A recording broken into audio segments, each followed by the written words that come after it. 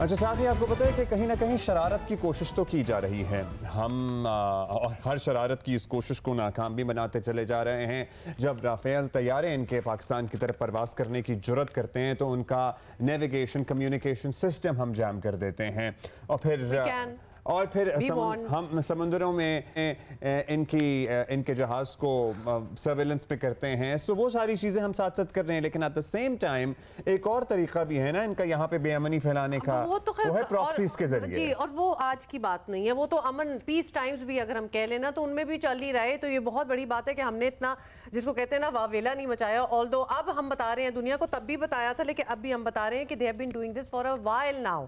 भारत का Pahalgam false flag में नाकामी के बाद बलूचिस्तान में बड़ी दहशतगर्दी का मंसूबा बेनकाब हो गया है। इंटेलिजेंस जराए के मुताबिक भारतीय एजेंसी रॉ का गवादर, कोयटा और खुजदार में दहशतगर्दी का मंसूबा है और भारतीय एजेंसी रॉ ने बलूचिस्तान के मुख्तलिफ इलाकों में अपनी प्रॉक्सीज जो हैं उनको सरगर्म कर दिया है। और रॉ ने BLA फितना अल खारिज और गैर कानूनी अफगानों को इनके हमारे शहरों में दहशतगर्दी की हिदायत कर दी है।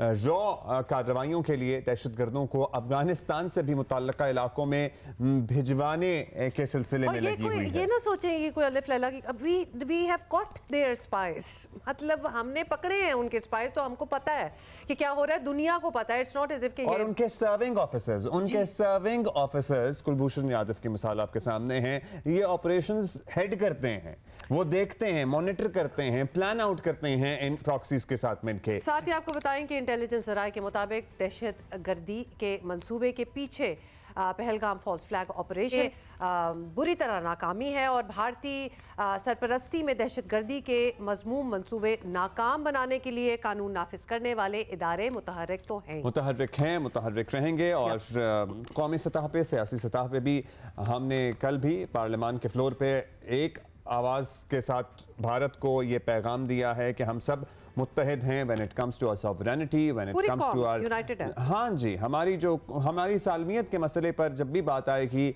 हम कोई आंच नहीं आने देंगे।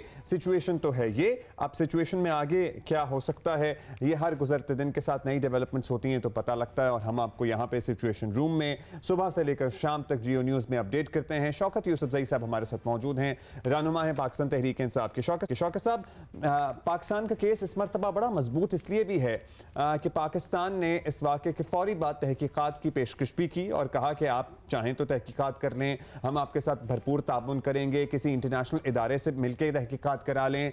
अब तो दीगर ममालिक, अब तो यूनाइटेड नेशंस कह लें, मतलब बरतानिया के हाई कमीशन से भी जब वज़ीर आज़म की मुलाकात हुई उन्होंने कहा कि आप भी कंडक्ट करा सकते हैं, हम उसमें ताउन करेंगे। इसलिए दुनिया ने हमारी बात इस मरतबा सुनी है और जो तवक्को रहती है भारत को कि सारी दुनिया उसके साथ मिल जाएगी और पाकिस्तान पे सब चढ़ाई कर देंगे, वैसा हुआ नहीं। सो क्यों फिर हमें लगा कि ऑपोजिशन लीडर ये समझते हैं कि ये पाकिस्तान को नहीं कहना चाहिए था कि इन्वेस्टिगेशन करा लें? बिस्मिल्लाहिर्रहमानिर्रहीम, बहुत शुक्रिया। देखिए, इस वक्त तो इंडिया खुद भी फंस चुका है।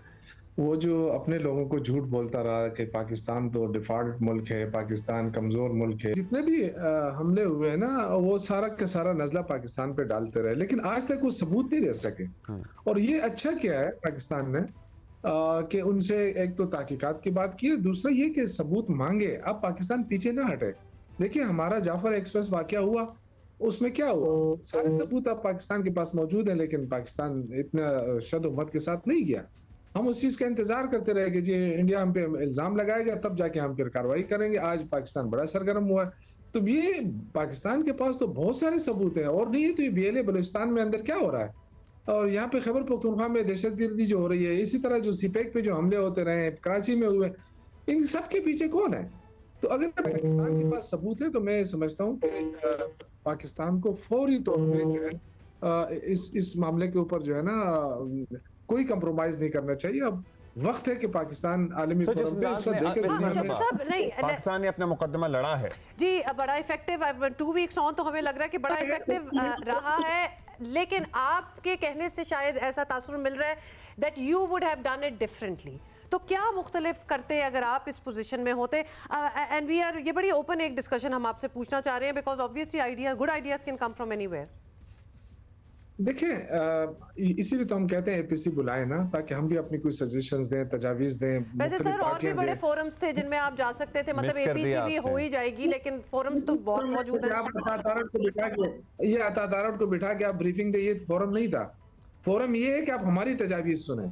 देखिए मैंने अर्ज किया ना कि इस वक्त इंडिया का सबको पता है कि इंडिया जो है अक़लियतों के खिलाफ लगा हुआ है, अपने मुल्क के अंदर भी मुल्क से बाहर भी साजिशें कर रहा है। कनाडा आपके साथ खड़ा हो जाता है, यूके आपके साथ खड़ा हो जाता है, इवन अमेरिका के अंदर उन्होंने क्या कुछ नहीं किया।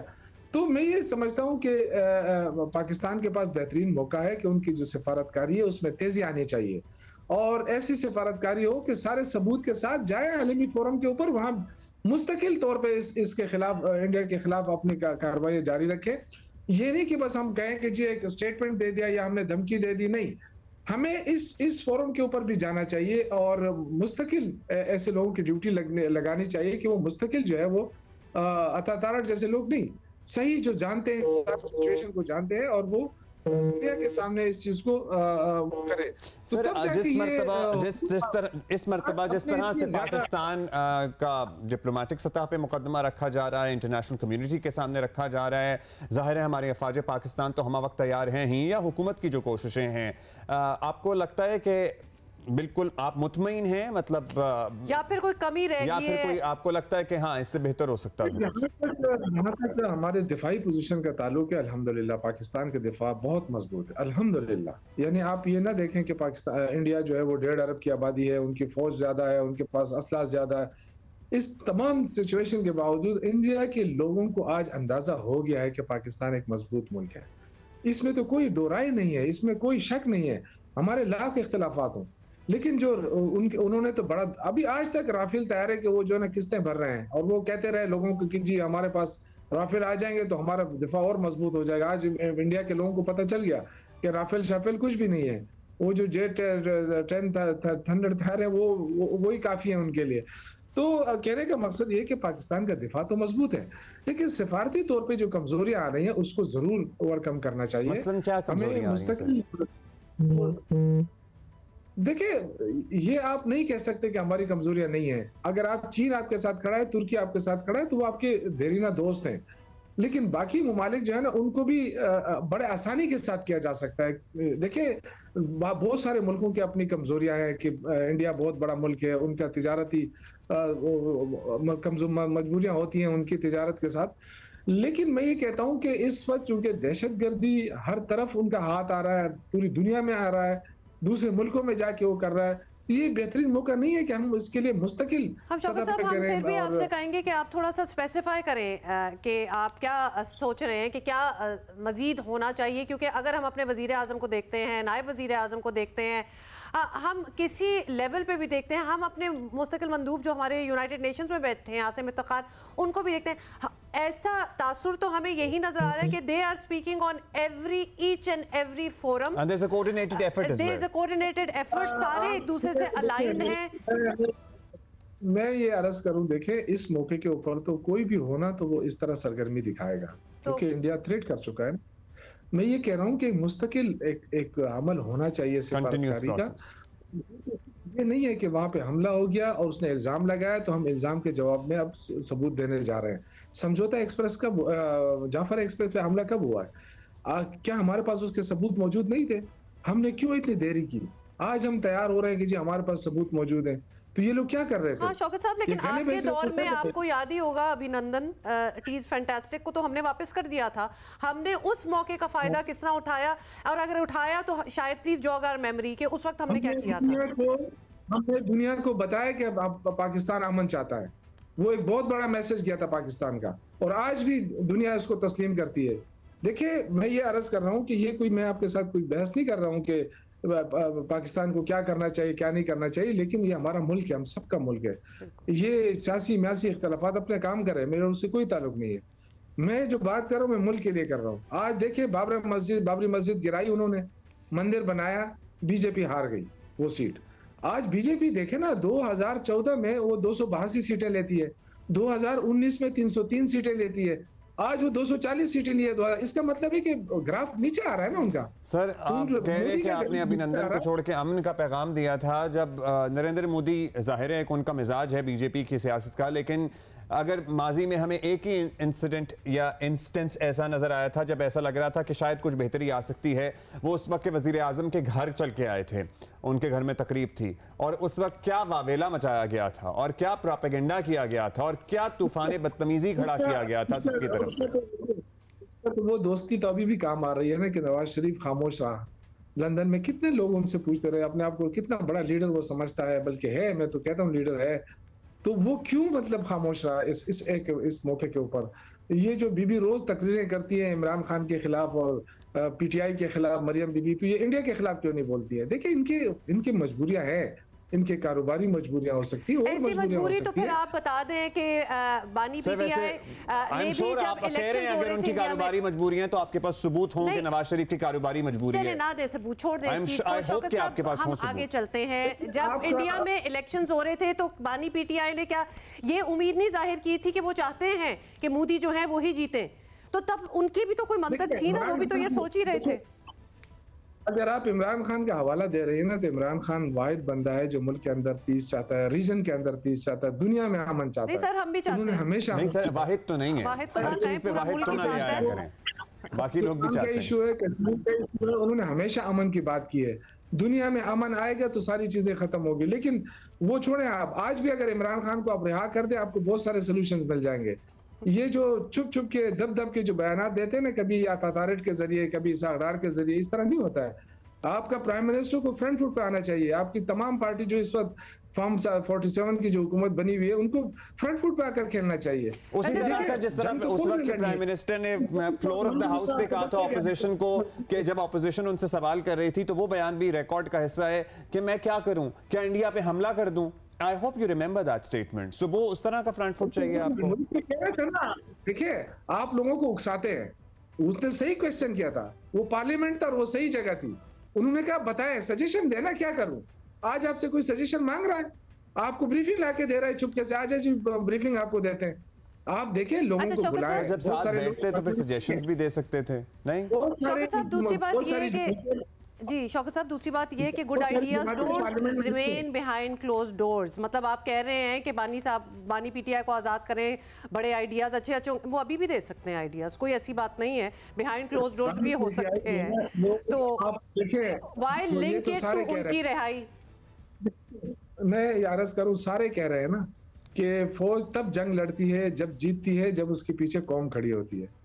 तो आप दिल पे हाथ रख के कहें, 60-70% लोग क्या इमरान खान के साथ नहीं है? अगर है उनके जो जुबैर साहब, मुझे बताएं कि कौम आपको लग रहा है, आप कह रहे हैं कौम फौज के साथ नहीं खड़ी, तो क्या इमरान खान को फिक्र नहीं है इस मुल्क की? तो क्या इमरान खान फौज के साथ नहीं खड़ा हुआ इस वक्त? आप कह रहे हैं अगर 60-70% लोग इमरान खान के साथ खड़े हुए हैं, और आप कह रहे हैं कि जंगें तब जीती जाती हैं जब कौम फौज के साथ होती है। तो जो लोग इमरान खान के साथ खड़े हैं, आपको अगर तो क्या इमरान खान इस वक्त फौज के साथ नहीं खड़ा? बिल्कुल खड़ा है। तो फिर वो सारे फौज के साथ खड़े होंगे ना। ऐसे देखिए, कौमी यकजहती अलग चीज है। देखिए, हम सबके दिल धड़कते हैं पाकिस्तान के साथ। हमने कहीं जाना नहीं है, हमने कोई फार्म हाउसेस नहीं बनाए बाहर। जिन्होंने बनाए वो जाएंगे, हम तो यहीं पे रहना है। आपने रहना है, हमने रहना है, हम तो हमारे लिए तो यही मुल्क है ना। मैं ये कह रहा हूँ कि इमरान खान के आने से कौमी यकजहती सामने आ जाती, पूरी कौम एकदम खड़े हो, एक जज्बा आ जाता। नूरजहां से आपने क्यों गाने गवाए? एक जज्बे के लिए गवाए थे ना, लेकिन वो दौर तो अब खत्म हो गया। अब उससे तो आपके जज्बे नहीं आते, जज्बे तो अब कौमी लीडर से आते हैं। अब कौमी लीडर इमरान खान है, उसको आपने बिला वजह अंदर किया हुआ है। एक ऐसे मौके के ऊपर भी आप सियासी इंतकाम की बात कर रहे हैं। सर, इस वक्त इंडिया ने एक इल्जाम पाकिस्तान पे लगाया हुआ है पूरी दुनिया के सामने, लेकिन आप कह रहे हैं कि खान साहब को आउट निकाल दें बाहर। मतलब ये कुछ मैच इधर कर नहीं रहा। In any case Shaukat sahab, thank you for your perspective. We got your perspective sir. So बहुत शुक्रिया। इस पे हम कुछ नहीं कहेंगे, उन्होंने सब कुछ कह दिया। कोई ऐसा मौका नहीं था कि इस बात पे इतनी लंबी बात की जाए। बट इन एनी केस नहीं, वो समझते हैं तो हमने मौका ज़रूर दिया, और हम हर एक को मौका देने में यकीन रखते हैं। सो उनका ये मौक़िफ़ है कि इस वक्त कोई भी सूरत हाल हो, इमरान खान रिहा होंगे तो मसले का हल निकलेगा, वरना नहीं निकलेगा। और उन्होंने कहा कौम भी उन्हीं के साथ खड़ी हुई है। सो हमें समझ नहीं आया, तो कौम तो यूनाइटेड है और कौम तो तैयार है और खड़ी भी है पाक अफवाज के साथ, क्योंकि वही हैं जिनकी वजह से हम इस वक्त कुछ सेफ महसूस कर रहे हैं।